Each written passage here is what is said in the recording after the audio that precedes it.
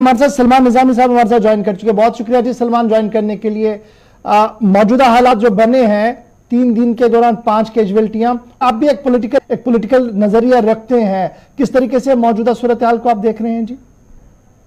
देखिए गौहर साहब, 370 जब हटा था, हमने आपके चैनल पे डिबेट किया था, आप भी एक सीनियर सहाफी हैं और कश्मीर में आपने बहुत अरसे से रिपोर्टिंग की।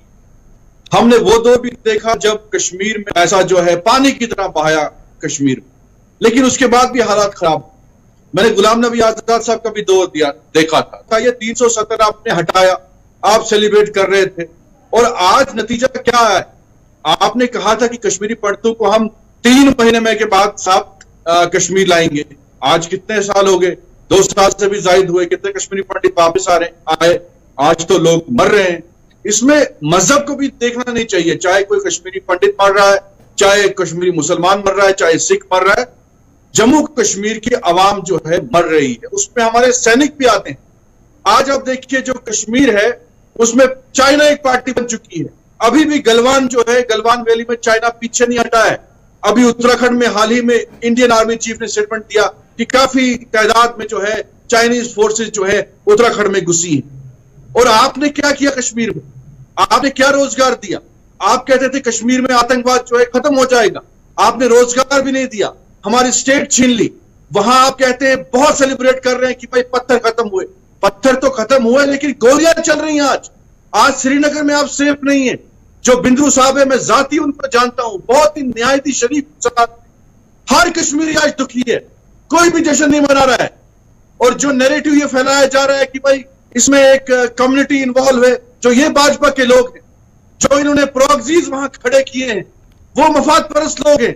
अल्ताफ ठाकुर साहब कह रहे हैं कि देखिए जिस तरीके से पीस प्रोसेस बढ़ रहा है, डेवलपमेंट के एस्पेक्ट्स को खोला जा रहा है, मिनिस्टर्स की एक्सेस ग्राउंड जीरो पर हो रही है, उससे खौफजदा मिलिटेंसी है और मिलिटेंट उससे खौफजदा होकर अब सिविलियन टारगेट कर रहा है। क्या इस नैरेटिव को सही माना जाए? देखिए गौहर साहब, नाच ना जाने आंगन टेढ़ा। आपने देखा होगा कश्मीर में मदारी वाले जब आते थे, वो एक बंदर को कुछ बिस्कुट खिलाते थे और बंदर नाचना शुरू करता, लोग तालियां बजाते थे। भाजपा के नेताओं को पता ही नहीं है कश्मीर को हैंडल कैसे करना है। एक तरफ आप पाकिस्तान को, मेरे यहाँ साथी जो है गाली निकाल रहे हैं। अरे आपके जो प्रधानमंत्री हैं, हम सबके प्रधानमंत्री हैं, वो इमरान खान को बर्थडे ग्रीटिंग्स क्यों दे रहे हैं? आप कहते हैं तालिबान, आप तालिबान के साथ बातचीत क्यों कर रहे हैं कतर में? आप क्यों बैक सीक्रेट टॉक्स कर रहे हैं पाकिस्तान में?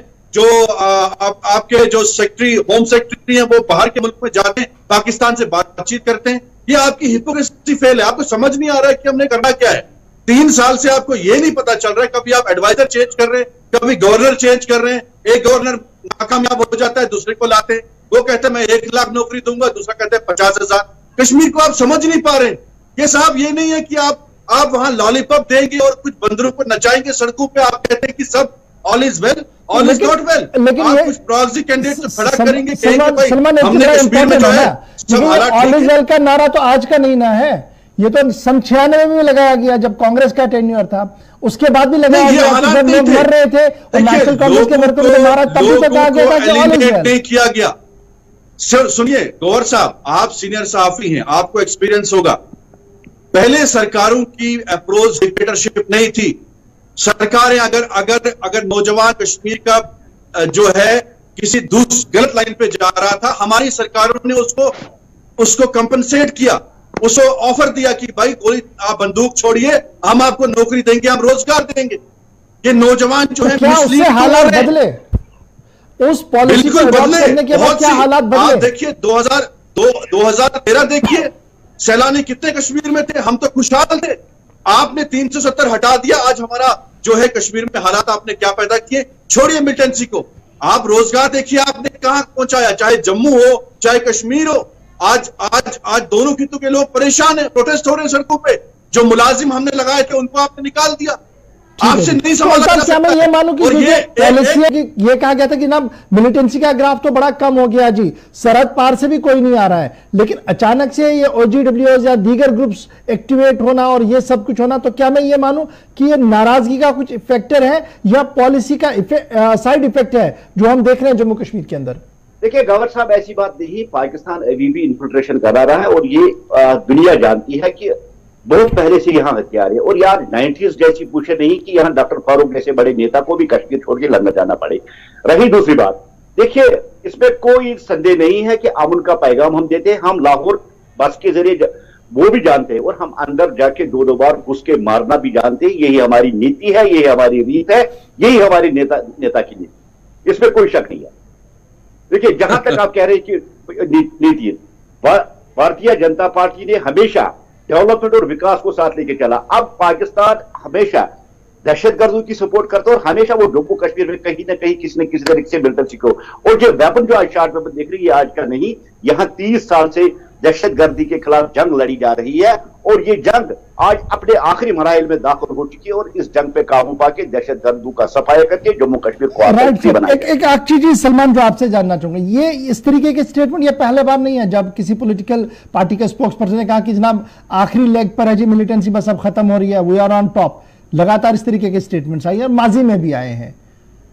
हालात को बेहतर कैसे बनाया जाए? और ये जो आज इनसिक्योरिटी एक फील हो रही है, चाहे वो इलेक्टेड आदमी है या आम आदमी है, इस इनसिक्योरिटी को खत्म कैसे किया जाए कि उसका लगे कि भैया मैं सेफ हूं, चलिए जैसे भी हालात है मेरे ऊपर कुछ नहीं होगा। यह जिम्मेदारी कैसे डेवलप होगी? देखिए जो कश्मीर का मॉडल था, ये कहते हैं पत्थरबाजी खत्म हुई, आज तो पूरे मुल्क पे पत्थरबाजी हो रही। आज आपने इंटरनेट बैन कर दिया वहां प्रियंका गांधी को डिटेन करके। आप पहले कश्मीरी लीडरों को करते थे, अब यही पॉलिसी पूरे हिंदुस्तान में है। मेरा मानना यह है कि आपने कश्मीर के युवाओं को एलिनेट किया अपने से। आज वहां का बेरोजगार नौजवान जो है वो कहता है कि भाई मैं अगर एक डिग्री लेके आया हूं, लेकिन जो रिटायर आदमी है उसको आपने नौकरी पे बिठा दिया फिर से, और मुझे जो है बोला कि भाई तेरे लिए नौकरी नहीं है।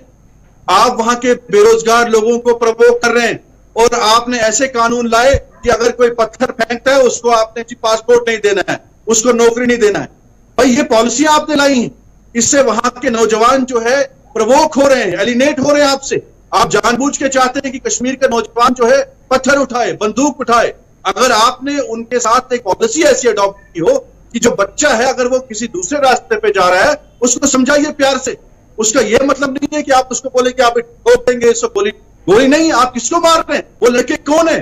तो आपका ये मानना है कि आयरन हैंड वाला मामला है, इसको हमने मोल्ड करना होगा और हमने ये देखना होगा कि रास्ते कैसे खोले जाए ताकि ये जो लेफ्ट राइट पर है कोई, उसको भी वापस पटरी पर लाया जाए, लेकिन एक पॉलिसी को लेकर पॉजिटिव अप्रोच, डिक्टेटरशिप नहीं। डिक्टेटरशिप से